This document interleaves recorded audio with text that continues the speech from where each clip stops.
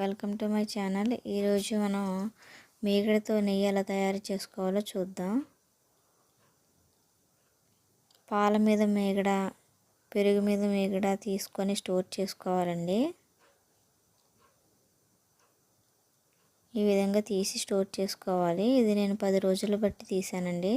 ఫ్రిడ్జ్లో పెట్టుకొని ఉంచుకోవాలి.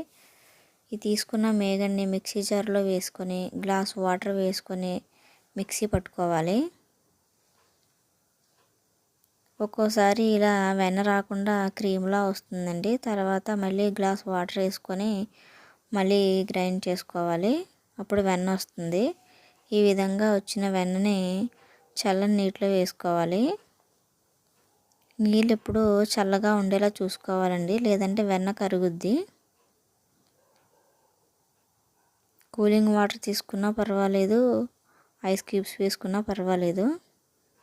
ఈ విధంగా మొత్తం మీగడని వెన్నలా చేసుకోవాలండి. చేసుకొని ఒక 2 నుంచి 3 సార్లు చల్లని నీటిలో కడగాలి. ఇలా కడగటం వల్ల మధ్యలో ఏమన్నా పెరుగుంటే పోద్దండి, త్వరగా నెయ్యి పాడవకుండా ఉంటుంది.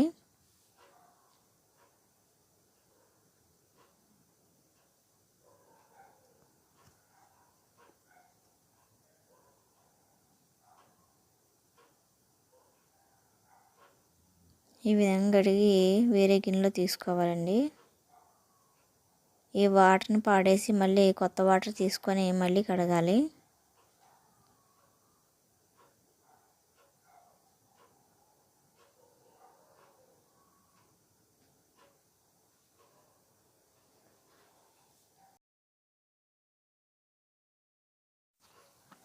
ఈ విధంగా కడగాలండి. రెండోసారి కడిగినప్పుడు కూడా మజ్జిగలా వస్తే మళ్ళీ మూడోసారి కూడా కడగాలి.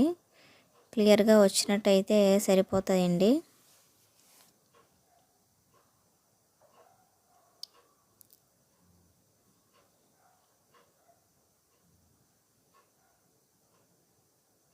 తయారు చేసుకున్న వెన్నని స్టవ్ మీద పెట్టి మరిగించుకోవాలండి. ఫ్లేమ్ ఎప్పుడు సిమ్లో ఉండేలా చూసుకోవాలి. హైలో ఉన్నట్టయితే పొంగిపోతుంది.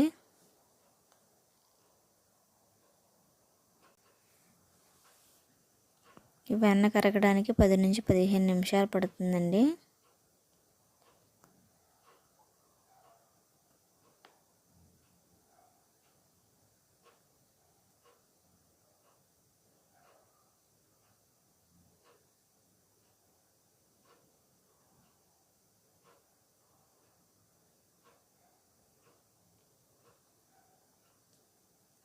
ఈ విధంగా వెన్నంతా కరిగిన తర్వాత మజ్జిగలా ఉంటుందండి చూడటానికి, కానీ ఒక 10 నిమిషాల తర్వాత నెయ్యి తయారవుతుంది.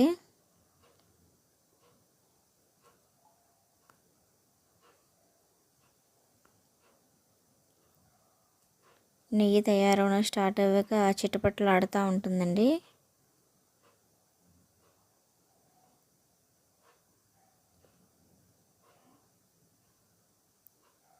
ఈ విధంగా తెలుపు మొత్తం పోయి నెయ్యి రంగులోకి వస్తుందండి. ఇప్పుడు నెయ్యి తయారైపోయింది.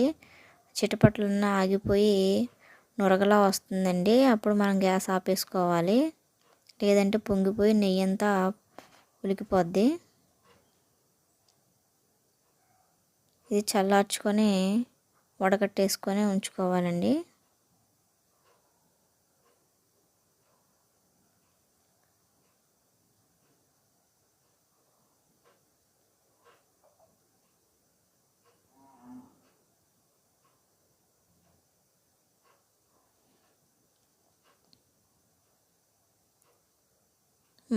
మనకున్న వెండి సుమారు 1/2 కేజీ నెయ్యి వచ్చిందండి మనకి. అంతేనండి. ఈ విధంగా మీగడ నుంచి నెయ్యిని తయారు చేసుకోవచ్చు.